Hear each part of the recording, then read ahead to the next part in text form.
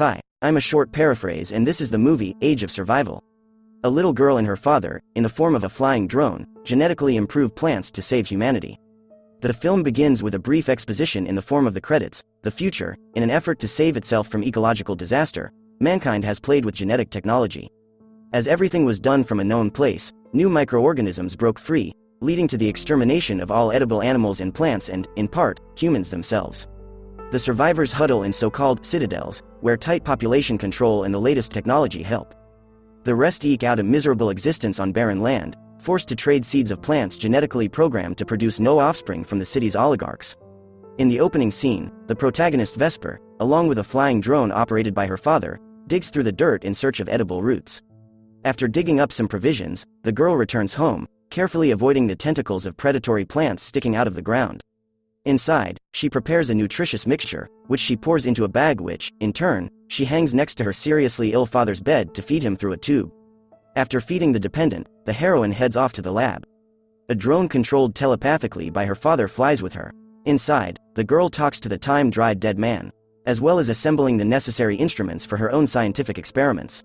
She is interrupted by a suspicious noise outside, the source of which is one of the pilgrims, sick people collecting all sorts of junk and carrying it away somewhere. Returning home, Vesper notices that the guard of predatory tentacles has been interrupted by someone. With a knife in her hand, she sneaks into the house, but no one is there. However, some things are damaged, including the electric generator that supports her father's life support system. The girl goes to the nearest settlement for help, where she witnesses a terrifying scene. The locals, with traces of genetic degeneration on their faces, have surrounded a wounded jag, an artificially bred in vitro creature, to work. The village elder Jonas appears and forces the perpetrator of the incident to finish off the wounded jag to put it out of its misery. Though not at once, the lad cuts up the worker with a knife. After telling him to remove the body, Jonas talks to Vesper, who is his niece. The girl asks her uncle for the necessary repairs, but the latter refuses to help for free. Times are tough times. She is the heroine's blood, which Jonas uses in trading with the Citadel. When she asks to settle accounts with her, her uncle orders her to come back in a couple of days. Blood must be sold first. But her father won't last that long, so the girl wants to take the liquid. But she fails. Jonas throws her out into the street, where his children laugh at her. Later, Vesper returns to the village to sneak inside. When she tries to sneak into the house unnoticed, one of Jonas's children, a boy who drew blood from his finger, bumps into her. But he says nothing, allowing the heroine to carry out her plan. But in addition to the parts for the generator, she also steals the seeds from which her uncle is unsuccessfully trying to grow a crop. On her way back, the heroine sees a glider falling in the sky, but ignores it. At home, she shows her father the stolen seeds, which she wants to try to genetically unlock so they will produce offspring naturally. The next day, wandering through the woods, the girl finds a wounded woman who has arrived, judging by her clothing, from the Citadel. She is already surrounded by blood-sucking plants. Noticing that she is still breathing, Vesper disconnects the blood-sucking tourniquets and drags the body home, where she treats the wounds and pulls out the vermin. Her father is unhappy that she brought in an outsider, but the heroine thinks she did the right thing. The rescued one could be her ticket to a better life within the walls of the Citadel. Meanwhile, a woman named Camellia comes to her senses and hides a knife under her pillow. She asks Vesper where her companion is. He must be found. Vesper, contrary to her father's words, promises to find the other passenger, but in the morning, for it is improper to be out in the woods at night. In the evening, the girl tries to feed her guest, but she is not accustomed to eating soup with maggots and caterpillars, even though she has carefully chosen the juiciest.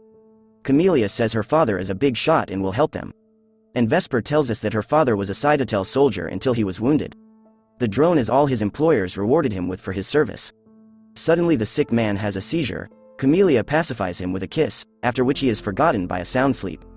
In the morning, the heroine and the drone go in search of the crashed glider. Following a trail of debris, she finds the machine in a low place.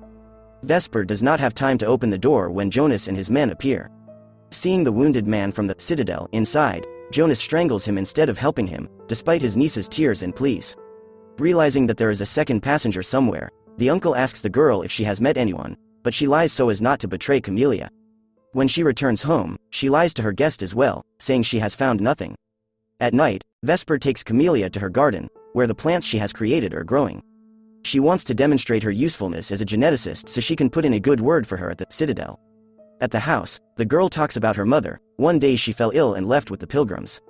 Then they look at a book about animals. Camellia, who grew up in a better environment, tells the girl about the habits of extinct creatures. After arranging with her father to summon people from the Citadel behind Camellia, the girl tries to sneak into her uncle's house the next day. He has the only in the whole neighborhood to communicate. The drone flew out to investigate, but fell into the hands of Jonas. He is rummaging around in it when Vesper arrives. His uncle wonders why she has come and whether he knows who stole his seeds. He even had to punish his son who was on duty that day. Frightened by his sinister tone, Vesper grabs the drone at the first opportunity and runs off. Jonas follows and whistles a command to his sons. In the woods, the heroine launches the drone into flight, but it can barely keep its balance after being repaired. It falls into a low place. The girl goes down after it and stumbles upon the body of a dead boy, the same one that didn't raise the alarm earlier. Soon the boys sent after her show up. They chase after Vesper and eventually catch her. While two hold her down, the third brandishes a red hot with a red-hot iron.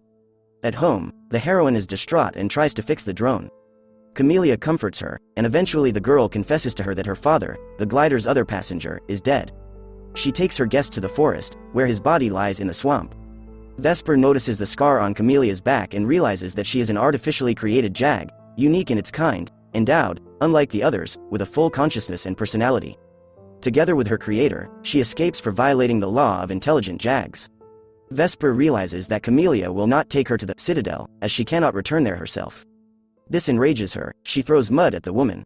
Returning to her father, the heroine tells him what has happened. While they are talking, Camellia tries to kill herself with a hidden knife in another room, but she fails to do so, as Vesper rushes in with a cry of pain and prevents her from completing what she started.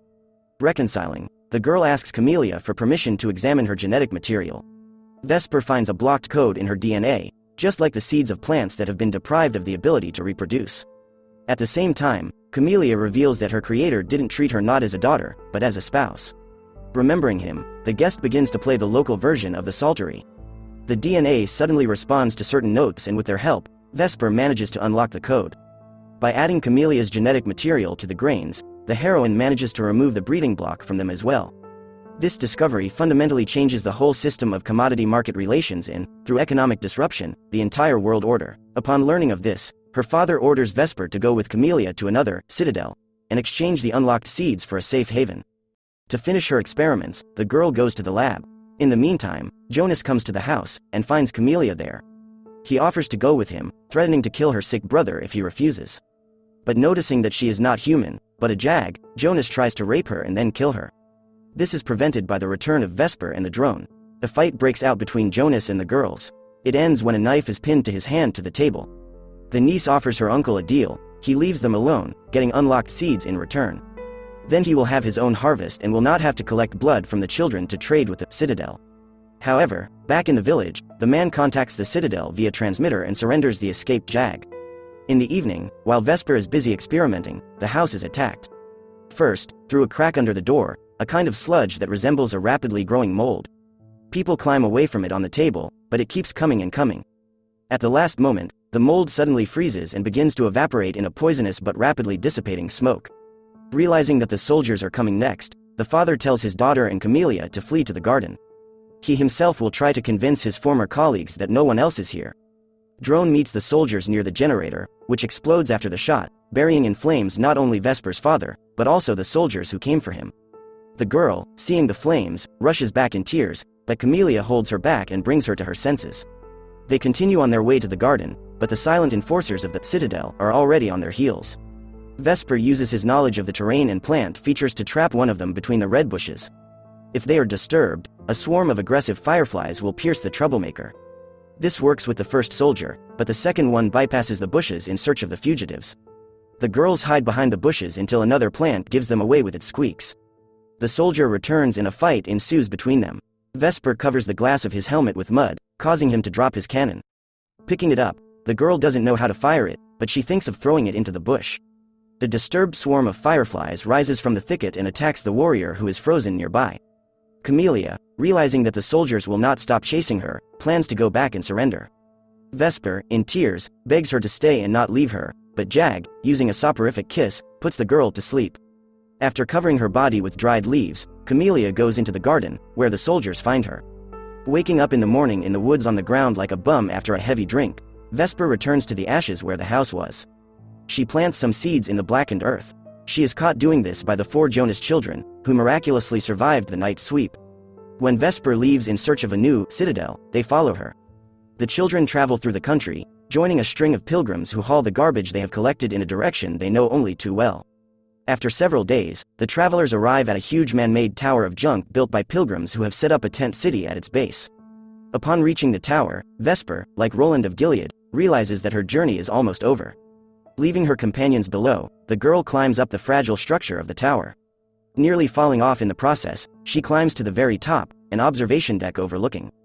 Above the surrounding woods, she looks around and notices the giant domes of another Citadel nearby. However, rather than dismount and go there, Vesper unlocks the seeds and tosses them to the wind to disperse them as widely as possible and plant the surrounding land. And then, lo and behold, the fruits and vegetables will eventually spread across the land again. This is where the movie ends.